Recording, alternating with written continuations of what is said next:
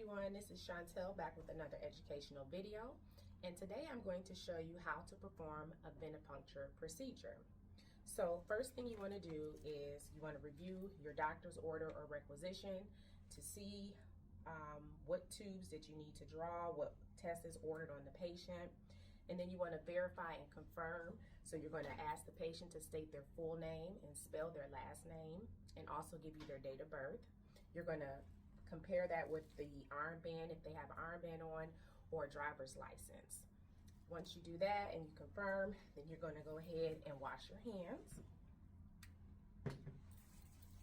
And I already set up my supplies.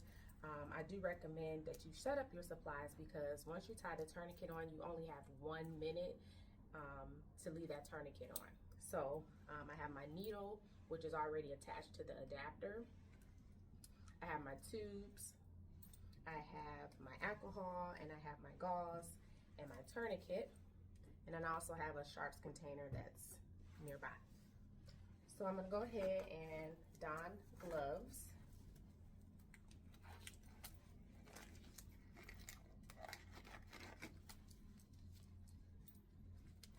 And this is the time you can ask your patient if they have any allergies, if they're on any aspirins or blood thinners, and are they fasting. So I'm going to tie the tourniquet, and we always tie our tourniquet about 3 inches above the antecubital area, which is basically the bend of the elbow. So I'm gonna tie my tourniquet. And you want your tourniquet to be nice and tight, so that way it helps to pop up the vein. What I'm doing now is I'm palpating the patient's vein. You can ask your patient to make a nice tight fist for you if you like. And then I'm feeling for a good vein. Once I find one, I'm gonna go ahead and cleanse the site. When we cleanse the site, we wanna cleanse inner to outer, and that's wiping the dirt away from the site. I'm gonna grab my needle. We hold our adapter, 2 fingers at the bottom, thumb at the top, pull the safety device back, expose our needle, and we always wanna make sure that the bevel is up. Once I locate that, I'm gonna go ahead, pull the skin back, insert my needle at a 30-degree angle,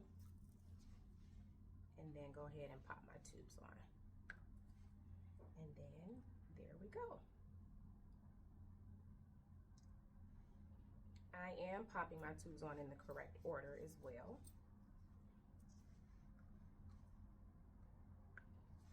Go ahead and release your tourniquet.